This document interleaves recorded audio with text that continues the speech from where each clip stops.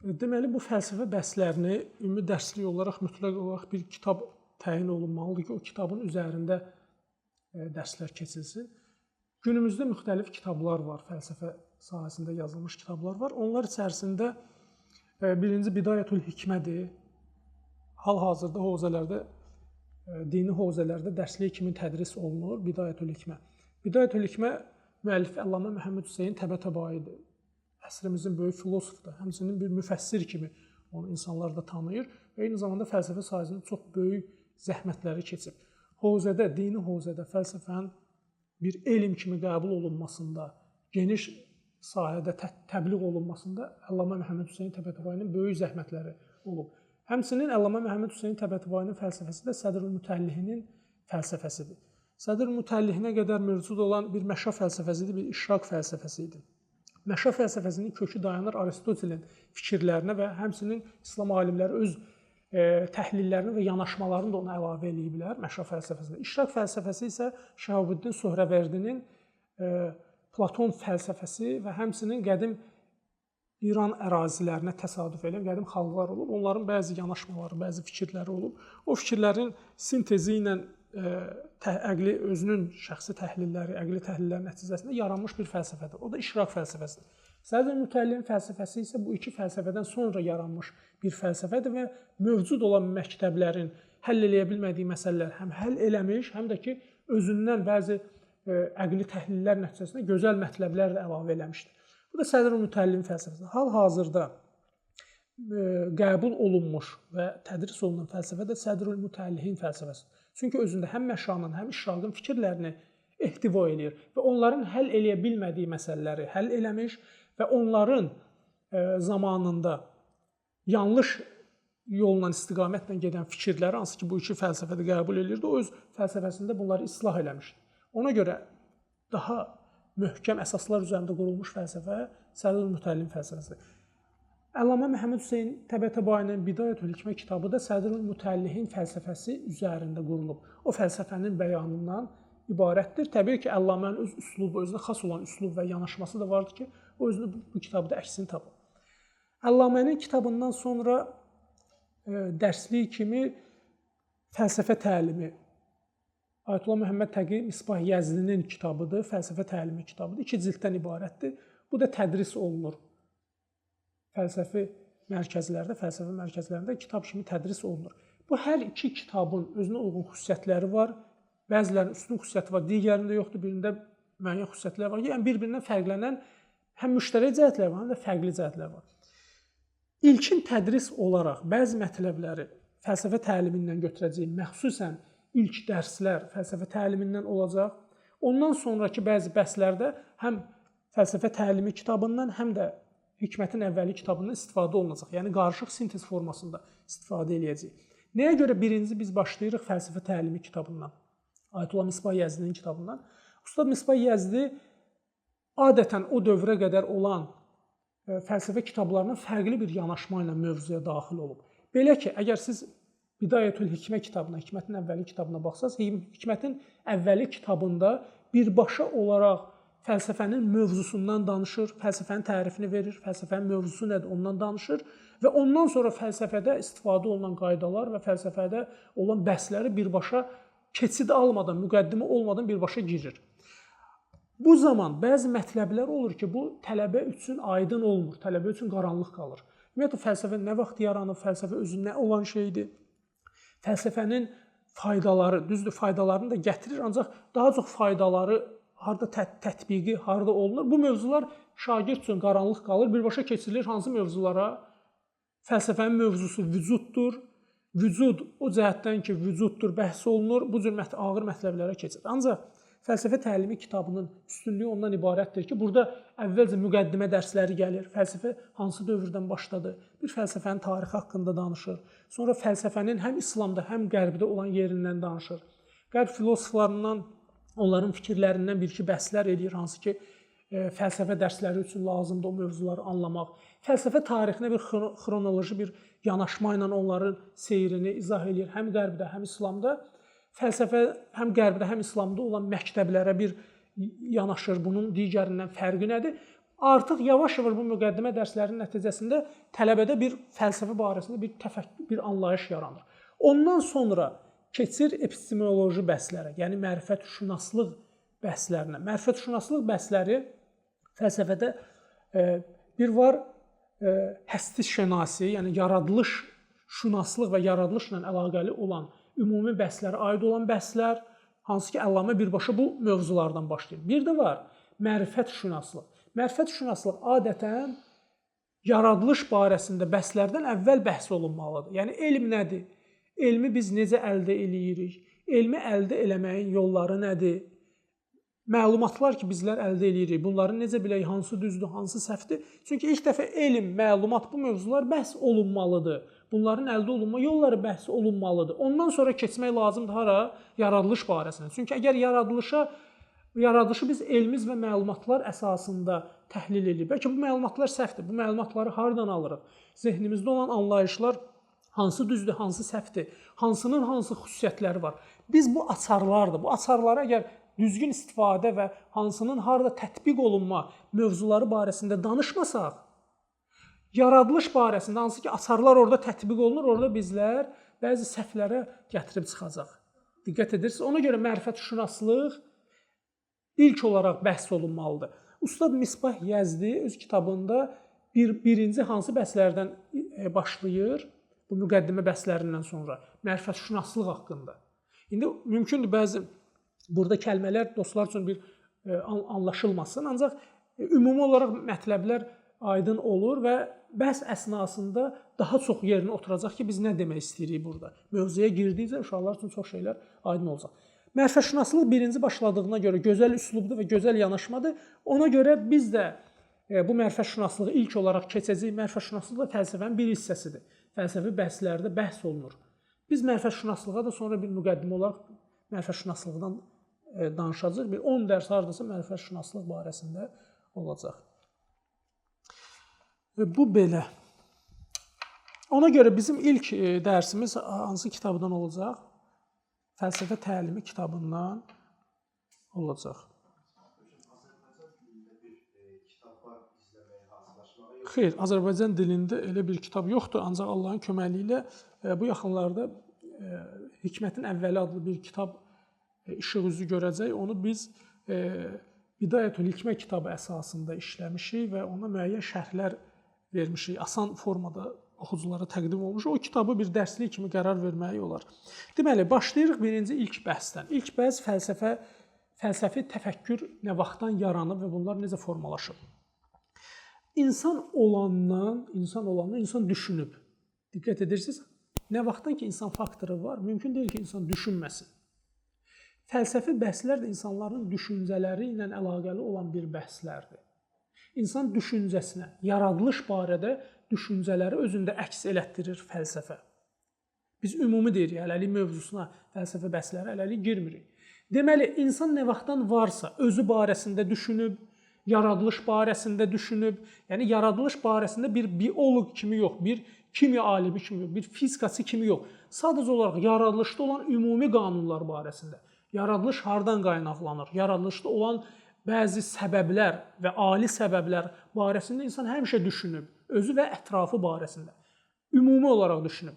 Nə vaxtdan ki, insan olub. Ancaq fəlsəfə tarixində tarix qəlibinə salma cəhətindən biz bəhs eləyəndə bizlər görürük ki, əsas bu fəlsəfi fikirlərin qabarıq olaraq yaranması təsadüf eləyir qədim Roma və qədim Yunan, hansı ki, eramızdan bir 5 əsr əvvəllərə təsadüf edir, 5-6 əsr əvvəllərə təsadüf edir. Yəni, o vaxtlardan artıq fəlsəfi anlayışlar qabarıq surətdə özünü biruzə verib. O dövrdə artıq filosoflar formalaşıblar və başlayıblar bu mətləbləri bir elm kimi həm özləri öyrənməyə, həm də insanlara başa salmağa. Deməli, insan olandan fəlsəfi mövzular barəsində düşüncə olub. Ancaq fəlsəfə tarixi qeyd olaraq ki, nə vaxtdan artıq biz görürük ki, bu cür məktəblər formalaşıblar, bunlar eramızdan əvvəl qədim Yunan və qədim Romaya təsadüf edir. Həmçinin qədim Hind əlyazmaları var ki, orada 3000 il, 2000 il eramızdan əvvəllərə təsadüf edir. Orada da fəlsəfi mətləblərin olduğunu bizlər görürük.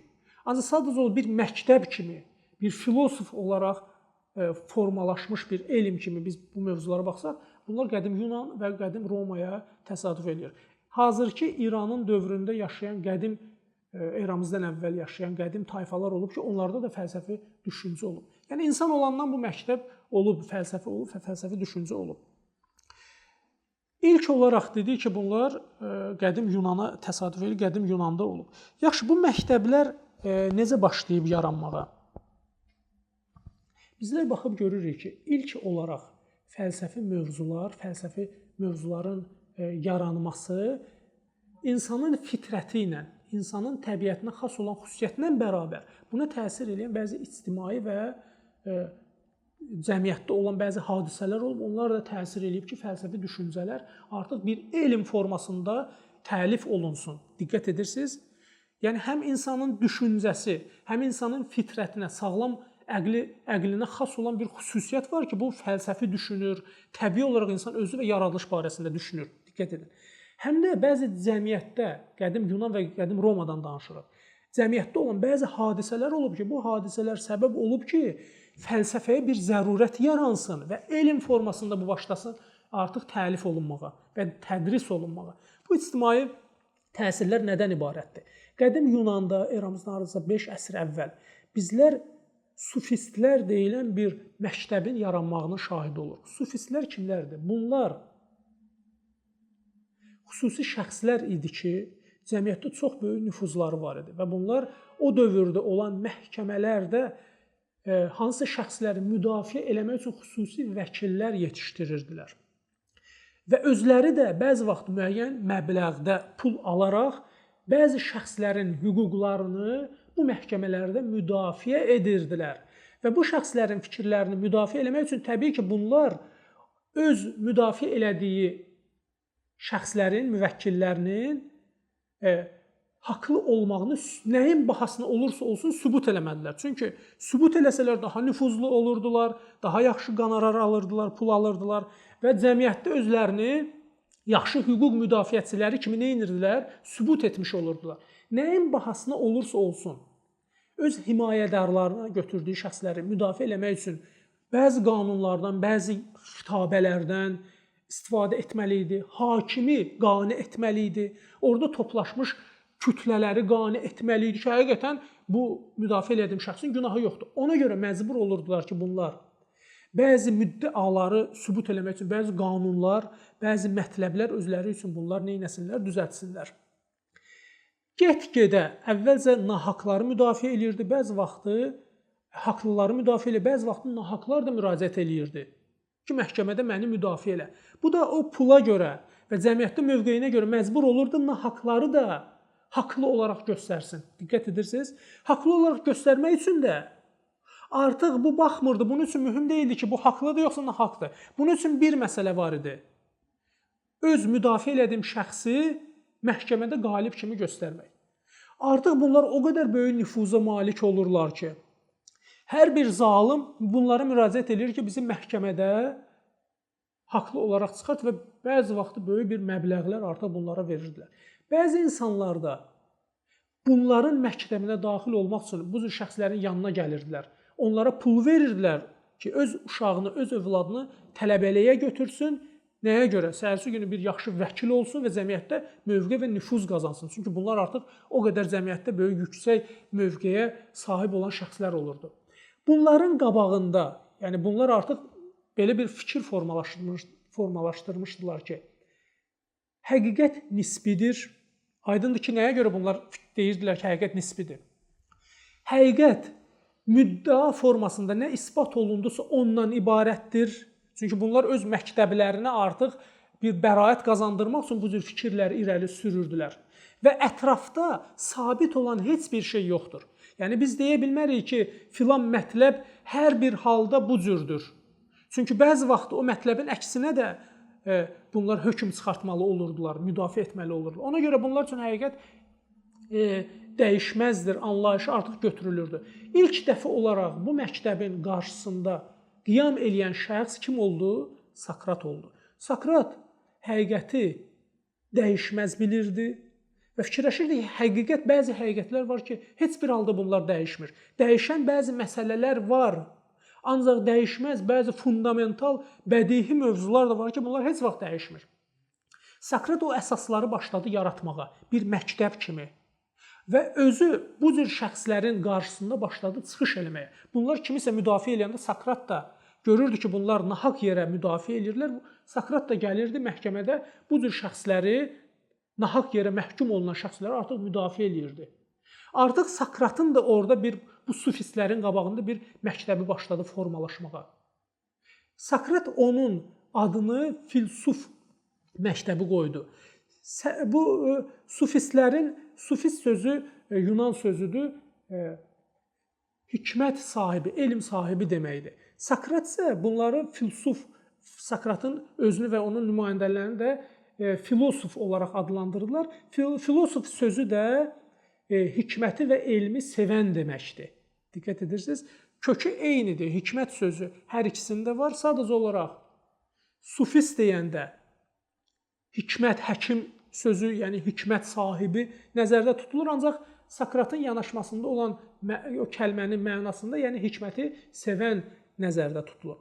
Xülasə, Sokratın bu yanaşması nəticəsində çoxlu bəzi tələbələr artıq ətrafında formalaşmağa başladı. Sokrat onlara bu fəlsəfə elminin qanunlarını öyrətdi, özü təhlil elədi, araşdırdı, o nəticələr gəldi və onu başladı artıq bunlara öyrətməyə. Deməli, sufistlərin qabağında filosoflar başladı yetişməyə və filosoflar artıq yavaş-yavaş sufistləri o dövrdə başladı sıxışdırmağa.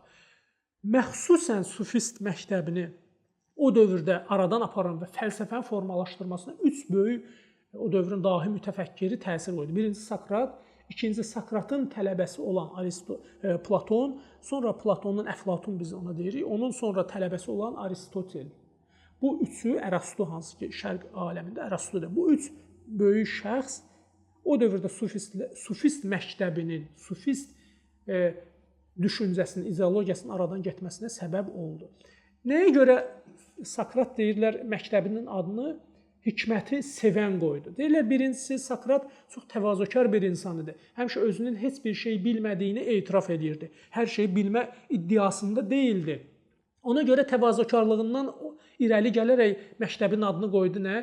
Yəni, mən özümü layiq deyiləm ki, hikmət sahibi elan eləyəm. Çünki biz bir çox şeyləri bilmirik. Bizlər hikməti sevənlərik. Bu iddianı mən belə eləmirəm. Birinci bu təvazökarlığından deyirlər, qaynaqlanırdı. İkinci də ona görə ki, Sokratın özü bir növ tənə vuraraq bunları başa salmaq istəyirdi ki, sizlər ki, özünüzü hikmət və həkim qoymusunuz, yəni hikmət sahibi qoymusunuz, sizlər işiniz əsl hikməti bəyan eləməkdən deyil, sizlər layiq deyilsiniz o adı öz üzərinizdə daşımağa. Hətta mən ki, dəyişməz həqiqətlərə etiqadlıyam və bu cür qanunları mən yaradıram, izah eləyirəm. Mən özüm belə həkim olaraq, hikmət sahibi olaraq özümü elan eləməmişəm. O ki, qaldı sizlər, hansı ki, sizlər səfsətə ilə məşğulsunuz. Bu belə.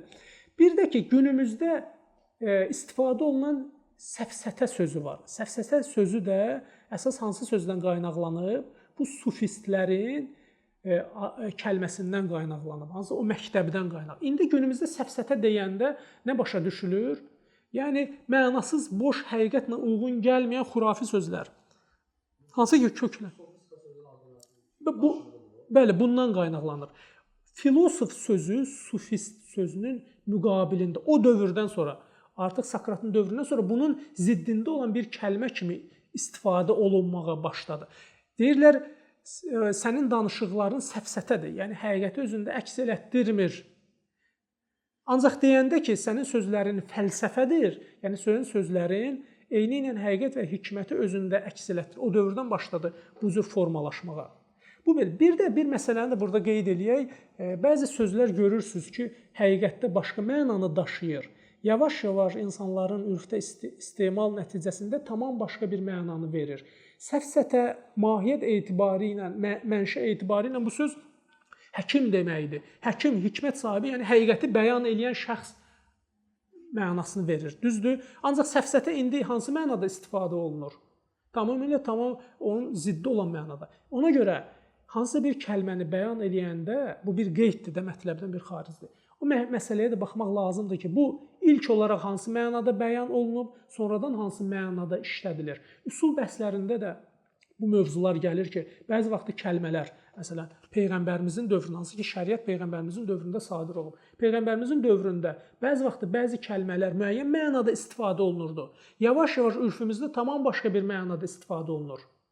Quran ayələrində bu cürdür, bəzi hədislərdə də bu cürdür. Bu da bir çox səhv başa düşmələrə gətirib çıxardır. Nəyə görə səhv başa düşmələrə?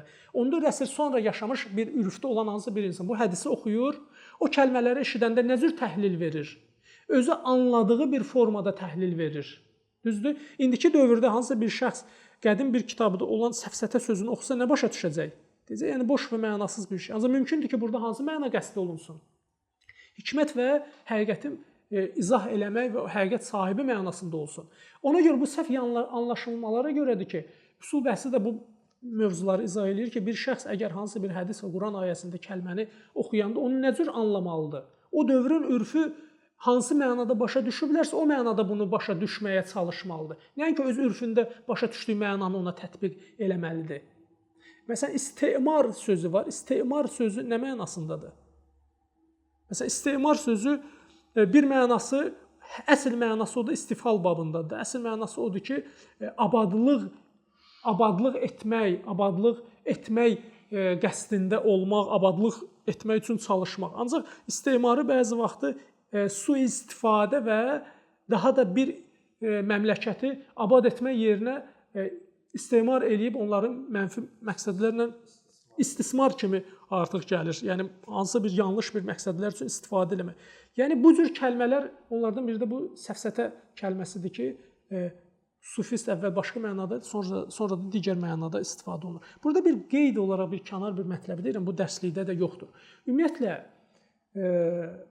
Sakrat, Aristotel bir də ki, Platon barəsində müəyyən fikirlər də var. O fikirlərdən biri də budur ki, bizlər əgər diqqət eləsək, qədim Yunan fəlsəfəsinə, ümumiyyətlə qədim Yunanların mədəniyyətinə və onların düşüncələrinə bizlər baxıb görərik ki, o dövrdəki olan fəlsəfi təfəkkür adətən Allahı ateizm, yəni bəzi vaxt Allahı danma, bəzi vaxt da çox Allahlılıq təfəkkürü üzərində qurulurdu. Yəni, o vaxtı tək Allahlılıq, tövhid bəhsləri, tövhid inancında olan və öz məktəbini, fəlsəfi məktəbini tövhid təfəkkürü üzərində quran bir filosof yox idi. Aydın da nəyə görə? Çünki o dövrdə qədim Roma imperiyası, qədim Roma deməyə, Roma imperiyası, qədim Roma imperiyası sonradan yaranan bir imperiya. Roma imperiyası, hansı ki antik dövrə şamil olan Roma imperiyası, o dövrdə rəsmi din olaraq çox Allahlılığı elan eləmişdi və o dövrün insanları da çox Allahlılıq inancındaydı. Rəsmi olaraq yayılmış məktəb də buydu. Bu məktəbi dananları belə edam edirdilər. Yəni, hər kəs çox Allahlılığı dansa, o əllərinlə düzəldilmiş Zevsə, Afinaya, Isidaya bunlar istayiş eləməsələr, o insanları kafir olaraq elan edirdilər və edam edirdilər o cür şəxsləri. Diqqət edirsiniz, çünki rəsmi olaraq qəbul olmuş din çox Allahlılıq dini idi. Bəzi filosoflar da vardı, mütəfəkkirlər vardı. Onlar ümumiyyətlə Allahlığı, yəni Allahları bunları danırdılar. Ancaq tövhid məktəbi o dövrdə yox idi. Çox maraqlı bir haldır ki, Sakrat, Platon, Aristotel bunlar tək Allahlılıq etiqadında olan insanlar olurlar. Sakratın özünü Yunanlar edam eləyirlər. Sonunda məhkəmə qarşısına çıxır və bu insanı edam edirlər. Edam edən zaman irəli sürülən bəzi müddialar vardı. O müddialardan biri cavanları yoldan çıxartmağı, cavanları niyə yoldan çıxardırdı? Ona görə ki, cavanlara bu mövcud olan etiqadın əleyhinə fikirlər yayırdı. Yəni deyirdi ki, bu Allahlar, bu çox Allahlılıq yanlış bir şeydir və deyirdi ki, bizi yaradan yalnız yeganə və tək bir Allah var. Sakrat özü tək Allahlığı etiqad edirdi. Məhkəmədə ona bu müddiaları irəli sürəndə o dedi ki, birinci müddianı mən danıram, yəni qəbul eləmirəm ki, mən cavanları danırdım. Ancaq ikinci müddua, hansı ki deyir, bizim Allahları sən qəbul eləmirsən. Sakrat deyir ki, bəli, mən bu Allahları qəbul eləmirəm və mən bizləri yaradan yeganə bir Allaha sitayiş eləyirəm. Bu bir. Üçüncü müddua, bu da deyirdi ki, mən həmçinin ölümdən sonraki bir həyata da etiqad edirəm. Və mənim bu mübarizəm və bu fəlsəfə, bu məktəbi, bu fikirləri yaymağım Allahdan mənim üzərimə qoyulmuş bir ilahi vəzifədir. Mən həqiqətdə ilahi bir vəzifəni icra edirəm. O tək Allah mənim üzərimə bu vəzifəni qoyub və mən o vəzifəni icra edirəm. Yəni Sokratın edam olunma səbəbi də budur və Sokrata da zəhərli bir su təklif edirlər ki, bu suyu içməklə dünya ölsün. Düz orada sonra Sokrata deyirlər ki, Sokrat oranı tərk eləsin, qaçsın. Ancaq Sokrat deyir ki, mən qaçsam bu məktəbimi hardasa səhv olduğunu bildirmiş kimi olaram. Yəni mən məhkəməyə də çıxacam və nə bunlar mühakimə eləmək istəyirlərsə, bunları da bir mərdliklə qəbul eləyəcəm. Yəni öz məktəbindən sonuna qədər müdafiə eləyir. Biz Aristoteldə və Platonda da biz bu fikirləri görürük. Ustad Cavadi Amilinin bu barədə bir fikir var. Ustad Cavadi Amili ümumiyyətlə bu düşüncədə olub ki, Sokrat İbrahim peyğəmbərin yaşadığı dövrə təsadüf edib. O əsrə təsadüf edib və ustadın belə bir fikri var ki, ümumiyyətlə bu üç dahi şəxs özləri təvhid inancında olan tək Allahlığa etiqad edən bir şəxs olublar və bunlar İbrahim peyğəmbərin tələbələrindən olublar. Birbaşa olmasa da belə onların İbrahim peyğəmbərin səhabələrinin vasitəsilə bu məlumatları biliblər və yaxud da ki, İbrahim peyğəmbərin o dövrdə yayılmış bu məktəbi, bu təvhid inancı bu insanlara çatmış olub. Çünki deyir ki, ümumiyyətlə o dövrə çox Allahlılıq etiqadı xas idi. Ancaq birdən-birə bu çox Allahlılıq məktəbinin içində belə dahi şəxslər peyda olur ki, fikirləri, təhlilləri birbaşa təvhid inancı üzərində, axirət inancı üzərində ilahi bir vəzifənin, bir təklifin yerinə yetirilməsi fikirləri üzərində qurulur. Hansı ki, bu cür fikirlər o dövrə, o insanlara xas deyildi. Əgər biri tək Allahlığı qəbul eləsə də belə, mənim üzərimdə bir vəzifədir, mən bunu icra etməliyəm, yaxşı işlərə dəvət edib pis işlərdən çəkindirməliyəm, axirət inancı, bu cür fikirlər bunlara xas deyildi. Ona görə deyir ki, bir çox ümumiyyətlə bir çox məsələlər var ki, o məsələnin əgər vəhiydən bir istiqamət olmasa, o cür mətləblərin deyilməsi, o cür mətləblərin bəyanı çox çətindir. Yəni sırf ağla söykənməklə bu cür böyük bir mətləbləri, böyük bir təhlillər var ki, o təhlilləri irəli sürəsən. Bir də ki, bunların bir zəminəsi yox idi ki, məsələn 1000 il ərzində məktəb formalaşır, əqli təhlillər formalaşır və 1000 ilin təcrübələrinin nəticəsində sonunda bir şəxs yetişir ki, bu fikirlərin sintezindən daha yüksək bir fikri gündəmə çıxardır. Ancaq birdən-birə böyük bir maariflər elə bir fikirlər irəli sürürlər ki, günümüzə qədər bütün filosoflar bunların fikirlərindən təsirləniblər. Bu bir. Bir də ki, o dövrdə birdən-birə belə böyük bir mədəniyyəti və əqli təhlilləri üzə çıxardırlar. O təbii ki, bu 100% bir iddia deyil, onu deyək. Yəni əlimizdə elə böyük bir dəlillər də yoxdur. Sadəcə olaraq bir təhlil kimi, bir fikir kimi ustad bu fikrin üzərində durur ki, yəni onlar İbrahim peyğəmbərin məktəbindən təsirlənirlər. Çünki İbrahim peyğəmbərin yaşadığı dövrlər də o dövrə şamilidir. Həmçinin Quranda bir ayə var, deyir ki, İbrahim peyğəmbər o vaxtda tək bir ümmətidir. İbrahim peyğəmbər öz yaşadığı dövrlərdə şərqdə onu qəbul eləmirlər. Ancaq bunun fikirləri, İbrahim peyğəmbərin fikirləri, ustadın fikridir, təhlilidir. Bu şəxslərə çatır və bu şəxslər o fikri daha tez qəbul eləyirlər. Yəni Yunanda və Romada ondan sonra bu fikirlər başlayır yayılmağa. Biz həqiqətən də yəni belə baxanda görürük ki, bu üç şəxsin fəlsəfə tarixində qoyduğu təsir o dövrdə yaşamış şəxslərin təsiri qədər deyildir. Özü biri də digərinin tələbəsidir.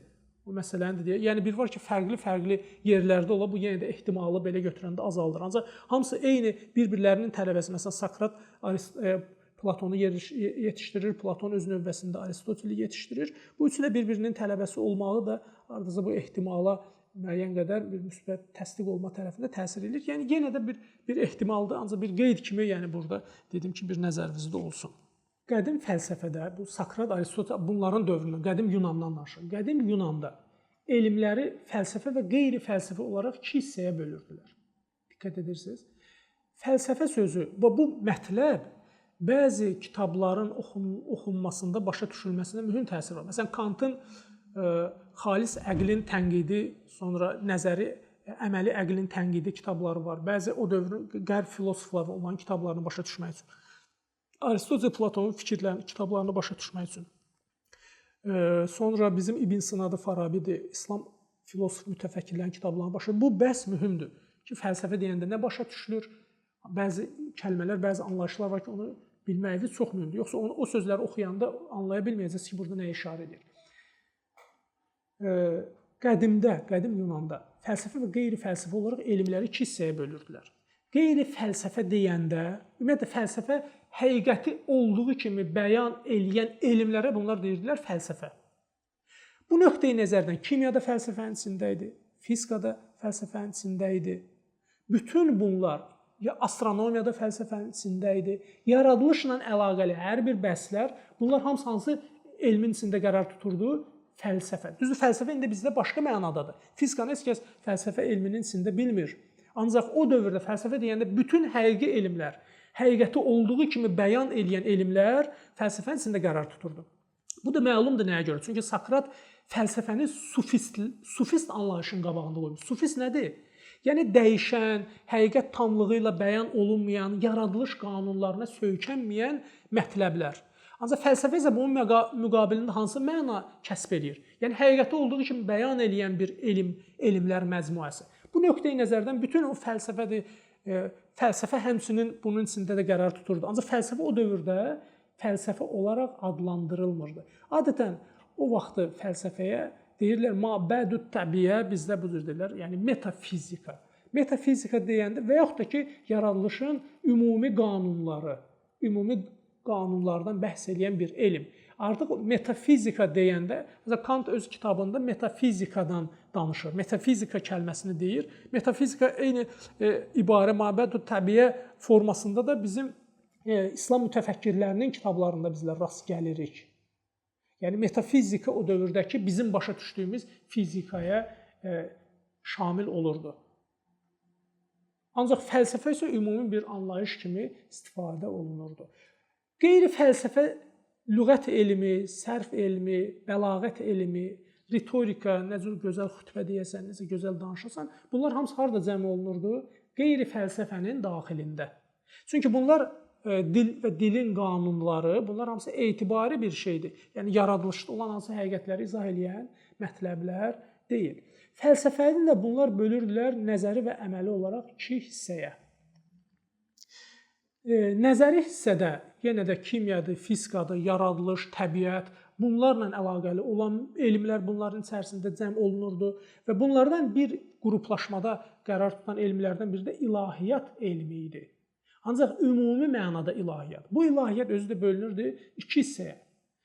Bu ilahiyyatın bir hissəsi ibarət idi yaradılışa aid olan ümumi qanunların, yəni səbəb, nəticə, vəhdət, kəsrət, yaradılışla əlaqəli olan qanunların öyrənilməsi və ilahiyyat, hansı ki onun içində biri ümumi qanunlar, yəni metafizika elmləri idi. İkinci isə Allah və aləmi yaradan, onlar indi biz Allah deyirik, Allah və onun xüsusiyyətləri barəsində olan mövzular orada cəm olunurdu. Deməli, fəlsəfənin içində qərar tutan elmlərdən biri də ilahiyyat elmi idi.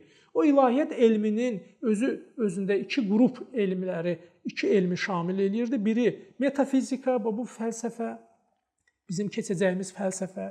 Bir də ki, Allah və onun sifətləri, onun xüsusiyyətləri barəsində olan elm. Bu da ilahiyyat. Ancaq birinci ilahiyyat ümumi mənada oldu. Çünki içində həm ilahiyyat xüsusi mənada olan bir elmi cəm elədi, həm də hansı elmi, həm də fəlsəfə, hansı ki o metafizikadır. Bir məsələni də qeyd edeyim. Bidayətül Hikmə kitabında bu klassik tərtibat əsasında burada bəhslər gedir. Birinci metafizikadan danışır, sonra nədən danışır? 12 mərhələ var, 11 mərhələ vücud və vücudun ümumi qanunlarından bəhs edir, yəni metafizikadan danışır. Hansı ki biz ona nə deyirik? Fəlsəfə deyirik və 12-ci fəsli Bidayətül Hikmədə nə barəsində danışır?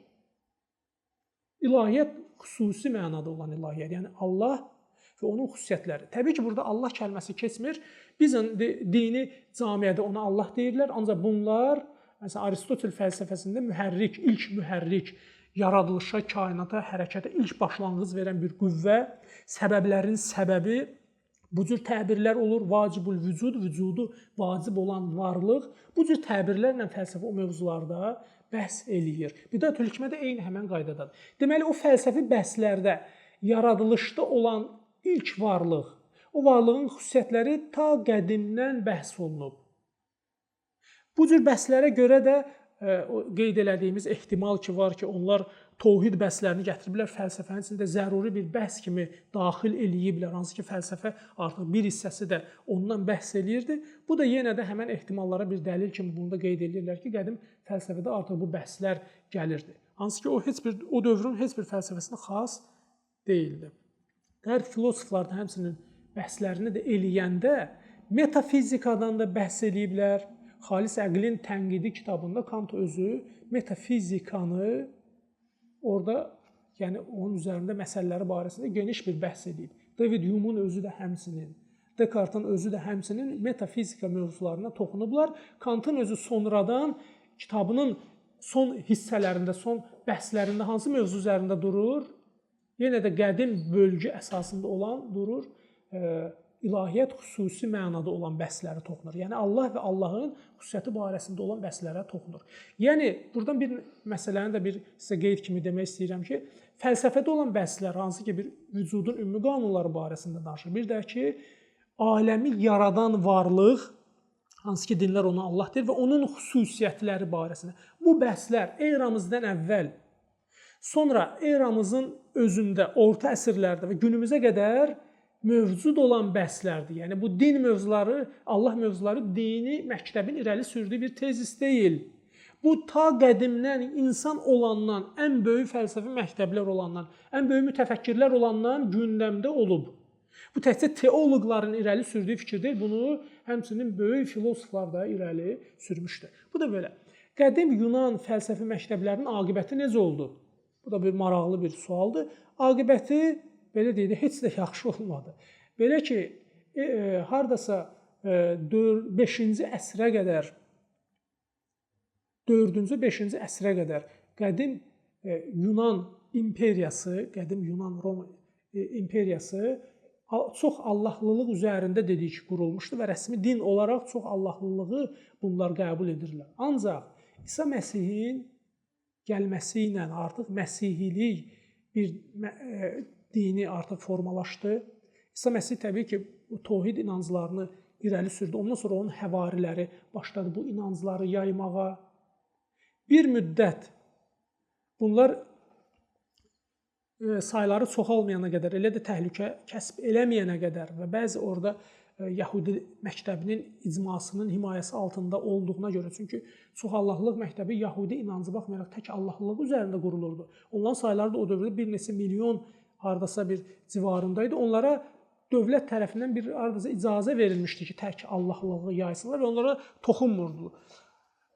O dövrə qədər ki, İsa Məsihin ardıcılları özlərini Yəhudi icmasından bilirdilər, onlara toxunmurlar. Ancaq sonradan çoxalandan sonra özlərini Yəhudi məktəbindən ayırıb, müstəqil bir məktəb kimi irəli sürəndən sonra artıq Roma imperiyası tərəfindən bunlara qarşı başladı kəskin münasibətlər və bunların təbliğatçılarının, ruhanilərin artıq edam olunması, qətlə yetirilməsi mövzuları gündəmə gəldi və bunları amansızcasına təqib edirdilər.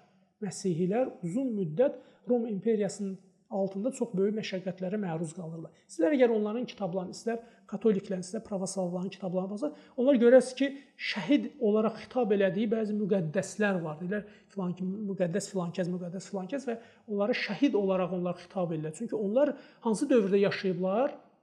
Bu məktəbi ilk yayan şəxslər olublar və o dövrdə Roma imperiyasının amansız təcavüzlərinə məruz qalmış şəxslərdir. Ancaq bu məktəb get-gedə başlayır bu mübarizə nəticəsində sayları çoxalmağa. 1-ci Fedosiyin dövrünə qədər, ardasa 1-ci Fedosi təxmini 5-ci əsrlərə, 4-cü, 5-ci əsrlərdə yaşayıb. 1-ci Fedosiyin dövrünə qədər bunlar o qədər çoxalırlar ki, artıq bunların yetirmələri yavaş-yavaş nüfuz eləyir hara? İmperiyanın güc strukturlarının içinə qədər bunlar başlayırlar nüfuz eləməyə. Sayları çoxalır, bəziləri görürsən, bunların içindən yetişir, tərbiyə alır, elm, bilik kəsb edir, gedir, yuxarı bir məqam tutur. Artıq iş o yerə gəlib çıxır ki, imperatorun özü belə bunların fikirlərinin təsiri altında olmuş bir şəxs. Məsələn, birinci Fedosi. Fedosinin özü o cinayətlər ki, bunların əleyhinə törədilirdi, onları qəti qadağan eləyir. Birinci Fedosi deyir, artıq bunları bir məktəb kimi tanıyır və bunlar üçün şərait yaradır ki, çox rahat bir şəkildə təbliğ eləsinlər, öz dini ayinlərini icra eləsinlər. Birinci Fedosidən sonra deməli, birinci Yustianın dövrünə qədər, hardasa bu 6-cı əsrin əvvəllərində, 5-ci, 6-cı əsrin əvvəllərində, 5-ci əsrin sonları, 6-cı əsrin, artıq eramızın 6-cı əsrin əvvəllərində bu insan yaşayıb. Birinci Yustian isə artıq Fedosinin islahatlarını daha qabarıq şəkildə aparır və artıq Roma imperiyasının rəsmi Məsihi etiqadında olan bir imperiya elan eləyir və Fedosinin dövründə artıq bəli bu şeylər icra olunurdu. Justinian artıq bunun nöqtəsini qoyur. Və 529-cu ildə qədim antik dövrdən o dövrə qədər yaşayan, təsəvvür eləyin, eramızdan əvvəl mövcud olan Sokrat, Platon, Aristotelin məktəbini, bütün bunları Afinada olan, Atenda olan bütün məktəbləri, akademiyaların hamısını bağlayır və bütün filosofların hamısını da pərakəndə edir. Ona görə ki, deyir, sizin fikirlər bizim fikirlərlə uyğunluq təşkil eləmir. O dövrə qədər Romada, Yunanda azad fikir mövcud idi, rahat fikirli, məntiqi əsaslarla, fəlsəfi əsaslarla deyə bilərdin. Ancaq artıq bu məsihiliyin formalaşıb, rəsmi dövlət dini olaraq təsbit olunandan sonra bütün bu məktəblər qadağan olunur və bütün bu məktəblərin nümayəndələri kafir elan olunur və bütün bu filosoflar hamısı pərakəndə olur. Ölkədən hamısı bunlar çıxıb, gedirlər dünyanın başqa yerlərinə. Ondan sonra da artıq bizlər qədim Yunan və Roma məktəbindən heç bir şey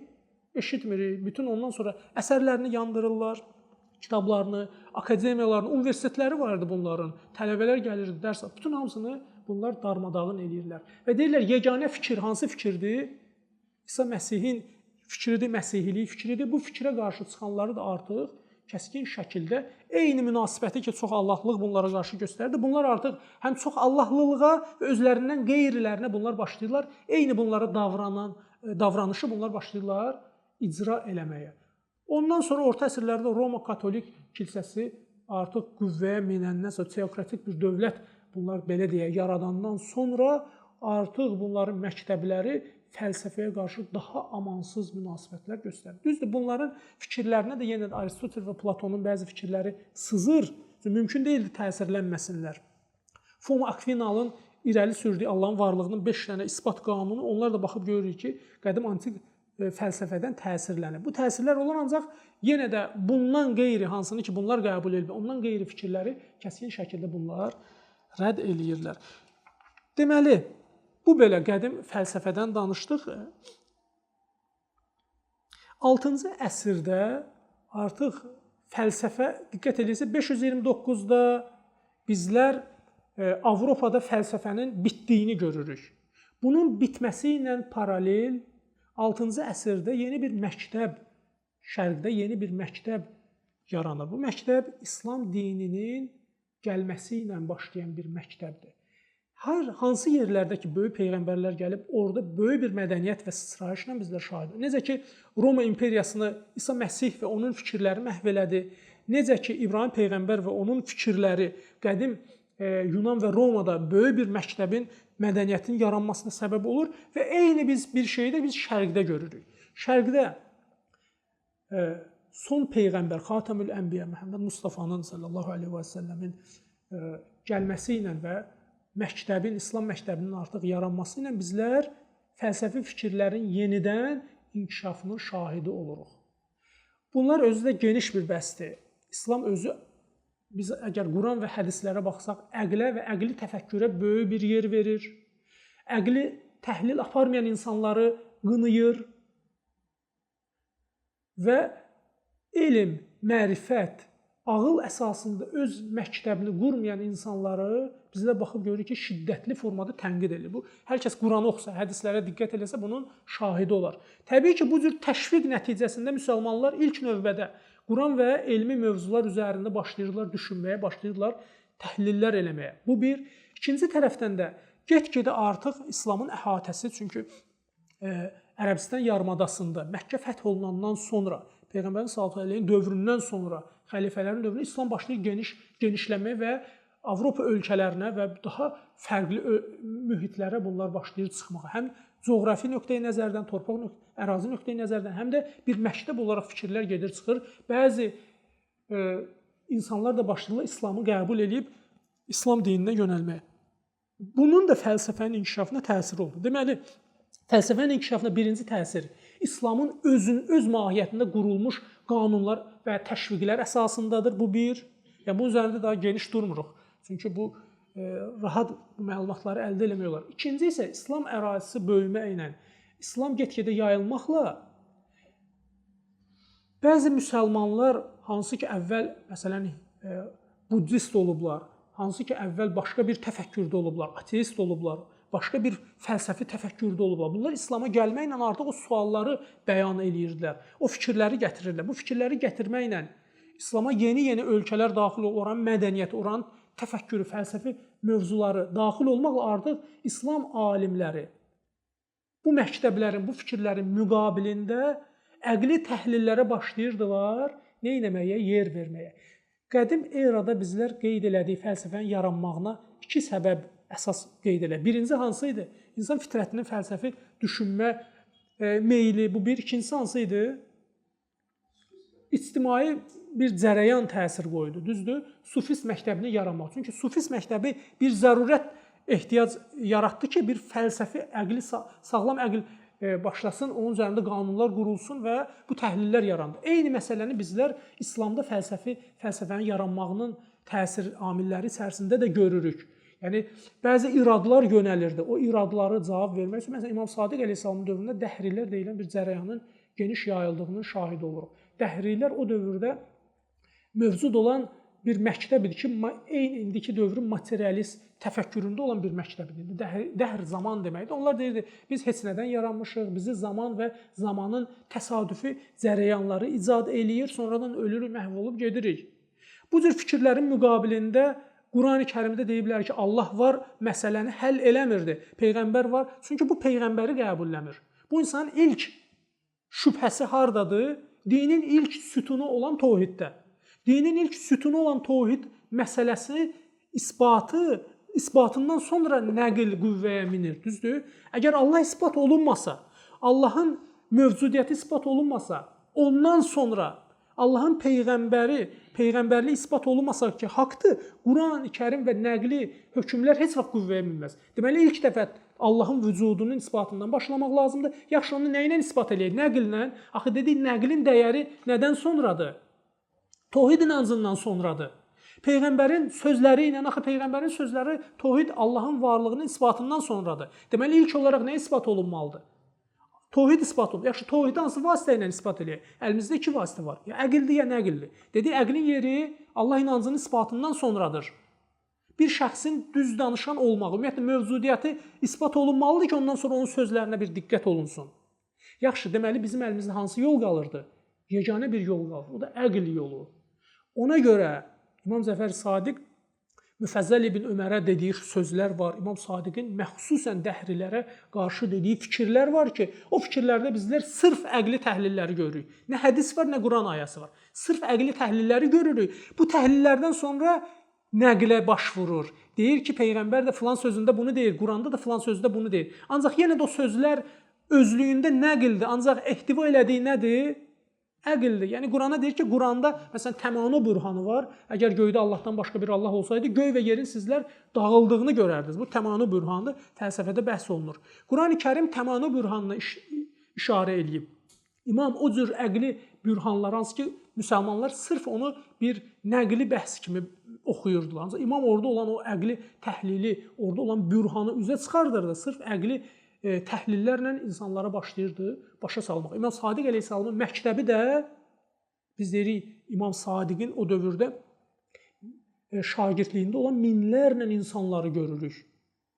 Hişam ibn Həkəm bizdə ilk müsəlman mütəfəkkiri kimi, hansı ki, əqli bəhsləri eləyirdi, mövcud olan şəxslərdən İmam Sadiq əleyhissalamın məktəbini yetirməsidir. Necə ki, Sakrat qədim Yunanda əqli məktəbi qurdu, bizlər də imamların dövründə, İmam Muhammed Baqir, İmam Sadiq əleyhissalamın dövründə, hansı ki, o fikirlər məhz həmən dövrə sirayət elədi. Məsələn, İmam Səccad əleyhissalamın dövründə bizlər əqli mətləblərin inkişafını görmürük. Çünki o dövrün ehtiyacı yox idi buna. Eyni əvvəldə dediyimiz bəhslər kimi. Ancaq İmam Sadiqin dövründə təvhid barəsində, yaradılış barəsində olan bizlər fikirləri kimin dövründə daha çox, kimin hədislərində görürük? İmam Sadiq əleyhissalamın dövründə. Dəhri məktəbinin müsəlmanlar arasında yaranmağının qabağını alan ən böyük şəxslərdən, belə deyim də, birincisidir İmam Sadiq əleyhissalam. Ondan sonra onun tələbələri artıq bu fikirlər əleyhinə başladılar öz fikirlərini irəli sürməyə. Yəni bu İmam Sadiqin məktəbi əsasında. Digər imamların dövründə artıq bizlər dəhri məktəbinin o qədər də rövnəq tapmadığını görürük. Sonra fəlsəfənin inkişafına səbəb olan digər amillərdən də biri İmam Sadiqin dövründə Məmunun, həmçinin İmam Rıza əleyhissalamın dövrünə də təsadüf eləyir. Xəlifə Məmunun Darul Tərcümə deyilən bir mərkəzin yaradılması oldu. Bu mərkəzlər İmam Sadiqin dövründə və digər imamlar, İmam Rıza əleyhissalamın dövründə olan bu məktəblərin, bu mərkəzlərin xilafətdə yaradılmış məktəblərdir. Vəzifəsi nədən ibarətidir? Qədim Yunan kitablarının, Aristotelin, Platonun, Sakratın kitablarının tərcümə olunması idi. Həmçinin qədim Hind fikirlərinin kitablarının tərcümə olunmasıdır. Bu kitablar bəzi vaxtı, dedik, astronomiya ilə əlaqəli olurdu, yaradılışla əlaqəli olurdu, kimya ilə əlaqəli olurdu, bəzi vaxtı da fəlsəfə ilə. Fəlsəfə deyəndə hansı fəlsəfə? Xüsusi mənada işlədilən fəlsəfə. Çünki fəlsəfə ümumi mənada bütün bu elmlərə şamil olur. Bu kitablar tərcümə olunanda bizlər burada əqli təhlilləri görürük və bu tərcümə olunmuş kitabların içində bəzi vaxtı ateist filosofların kitabları da tərcümə olunurdu. Təbii ki, bu kitablar tərcümə olunurdu, yayılırdı. Bunu oxuyan bir müsəlman oradakı fikirlərə hədislərin cavab vermədiyini görürdü. Çünki oradakı fikirlər hara yönəlirdi? Bunun etiqadının sütununa yönəlirdi. Sütunda bir insanı şəkkə aparsan, o etiqad hansı ki o sütunun üzərində qurulub artıq nə olacaq? Çökəcək. Bu cür fikirlərə bu cavab verə bilmədiyinə görə get-gedə dəhri kimi məktəblər başlayırdı rövnəqləşməyə və geniş başlayırdı yayılmağa. İmam Rıza əleyhissalamın münazirələrinə diqqət eləsək, bizlər orada bəzi sualların fəlsəfi suallar olduğunu görürük. Hamısı artıq bu cür məktəblərin yaranması artıq, belə deyək də, qədim antik dövrün fəlsəfəsi artıq müsəlmanlar arasında bu tərcümələr nəticəsində rövnəq tapdı. Bəzi vaxtda da tərcümələr belə tərcümə olunan insanlara da təsir eləyirdi və onlar alimlərə təsir eləyirdi. Bunlar təbii ki, artıq təfəkkürlü bir insanlar bunu öz tələbələrinə deyirdi, məktəb yaradırdılar və bunlar artıq zərurət onu gətirib çıxardırdı ki, müsəlmanlar arasında öz məktəblərini müdafiə eləmək üçün hansı silaha sarılsınlar? Əqli təhlillər və fəlsəfə silahına sarılsınlar. Çünki onlara cavab vermək üçün başqa silah qüvvədən kənar idi. Bunlar təbii ki, fəlsəfə inkişafına gətirib çıxardı. Sizə bir hadisəni danışım. Bu, Ayətullah Birucirdinin dövründə olan bir hadisədir. Ayətullah Birucirdi öz dövrün böyük fəqihlərindən olub və çox elmli, çox savadlı bir şəxslərdən olub. Ayətullah Birucirdinin dövründə bizlər bu bəhsləri keçəcəyik. İslamda fəlsəfəyə qarşı bəzi etirazlar dalğası, təhqiq məktəbi, bizlər buna işarə eləyəcəyik. Ayətullah Birucirinin dövründə fəlsəfi dərslərin tədrisi nə qarşı bəzi etirazlar yönəlir. O dövrdə də fəlsəfə tədris edən şəxslərdən biri kim olur? Əllamə Məhəmməd Hüseyn Təbətəbai. Dini hovzələrdə, dini camiədə, dini mədrəsələrdə fəlsəfə dərsini ilk tədris edən şəxslərdəndir. Ayətullah Məhəmməd Hüseyn Təbətəbai. Əllamə Təbətəbai o dövrdə Aristotelin fikirlərini, qədim antik fikirləri və həmçinin müsəlman İslamın fikirlərini, Sədrül Mütəllihin fəlsəfəsini, bu mövzuları tədris edir, bu kitabları gündəmə gətirib və müsəlmanlara, tələbələrə İslam Hovzəsinin tələbələrinə bu şeyləri tədris edirdi. Bu fikri çatdırırlar Ayətullah Büruzirdiyə və Əllamədən çox şikayət edirlər. Deyirlər ki, bu səhv fikirlər yayır, bu fikirlər gərək hovzədə olmasın. Onun yerinə daha çox hədis öyrənmək lazımdır, təfsir öyrənmək lazımdır, üsul, fiqh, bu cür mövzuları öyrənmək lazımdır. Ancaq bu bəhslərin elə bir əhəmiyyəti yoxdur. Ancaq bu isə nə edir? Yanına şagirdlər yığıb onlara üsul, fəlsəfə, bu cür hovza dərslərini, sırf dini dərslər öyrətmək yerinə əqli təhlillər və müşriklərin fəlsəfəsini bunlara tədris edir. Ayətullah Büruzirdi Əllaməyə bir xəbər göndərir, Əllamə bunun yanına gəlir. Eşidir ki, belə bir məsələ var. İçəri girəndə heç bir söz demədən çoxlu sayda məktubları tökür Ayətullah Büruzirdinin qarşısına. Deyir ki, bu məktublara bir nəzər salın. Bu məktublarda olan suallar hamısı iradılardan və şübhələrdən ibarətdir ki, müsəlmanlar bizə müraciət edirlər. Və burada şübhələr, bilirsiniz hansı mövzu barəsindədir? Hədis barəsində xeyr, Quran barəsində xeyr. Bilirsiniz, birinci dinin sütunu olan Allah barəsindədir. Və bizim bəzi inanclar var ki, etiqadımız var ki, o etiqadlara yönəlib. Məsələn, nübüvvətin özü bir var, xüsusi nübüvvət. Bu bəhsi var, bir ümumi nübüvvət. Yəni, ümumiyyətlə, peyğəmbərlərə ehtiyac var ya yox. Bunu fəlsəfə ancaq izah veririk. Mən deyir, bunların cavabını hədislə, Quranla necə cavab verim? Bax, bütün bunların cavabı fəlsəfəni tələb eləyir ki, fəlsəfə ilə bunlara cavab verəsən. Yəni, bizdə haradasa müsəlmanlarda yenə də bir dönəm oldu ki, sırf hədis və Quran kifayət edirdi. Ancaq Əllamə deyir ki, indi artıq elə bir dövrdür ki, Qərb fəlsəfəsinin bizim müsəlmanlara sirayət edib və yayıldığı bir dövrdür. O cür fikirləri ancaq rədd eləmək üçün gərək öz məktəbində əqli təhlilləri qurmuş olasan. İndi eyni məsələni biz də imamların dövründə də görürük. O cür tərcümələr qarşısında mübarizə aparmaq üçün artıq fəlsəfə və fəlsəfi təhlillərə ehtiyac duyulurdu.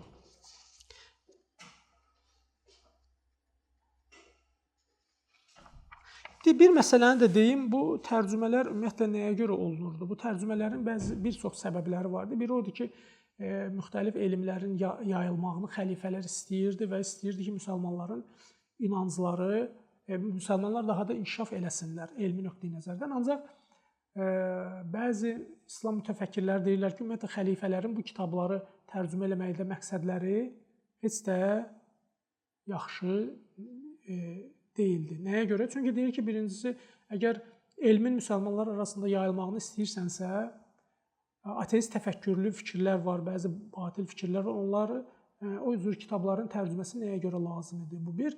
Bir də ki, bəzi xəlifələr məqsədləri o idi ki, dövrdə nə qədər fikirləşirdilər ki, etiqadi pərakəndəlik olsa, bir o qədər insanları idarə etmək daha rahat olar. Bir var ki, hamısı eyni fikir desin, hamısı müsəlman olsun, hamısı eyni fikirli olsun, bunları idarə etmək daha çətindir.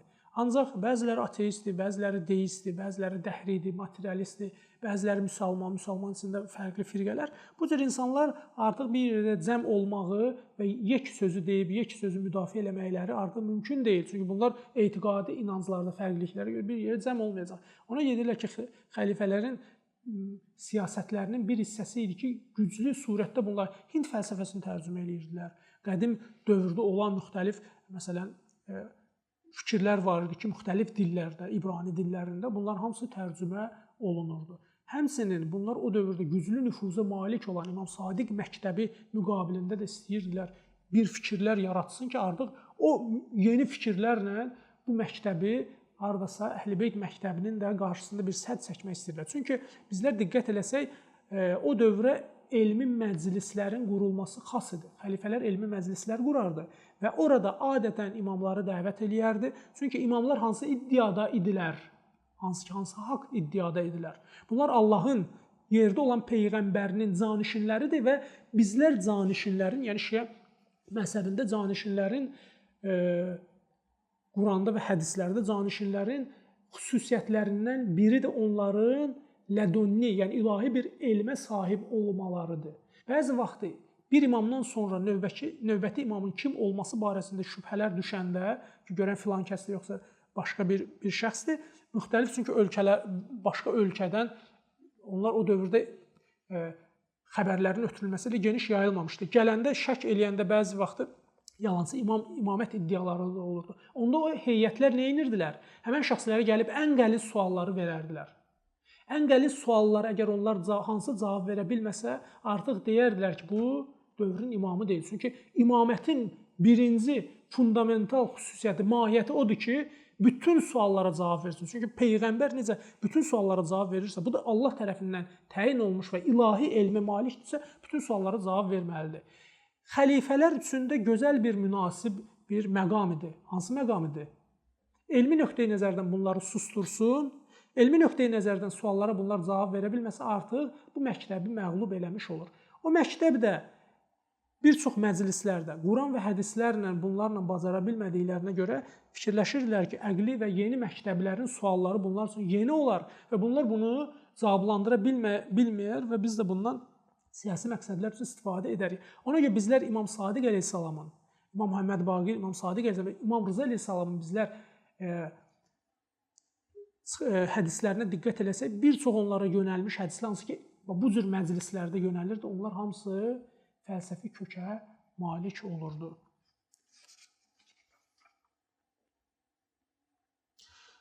Bugünkü bəhslərimiz bu qədər. Gələn mövzularda inşallah ki, bəhslərin davamını edərik.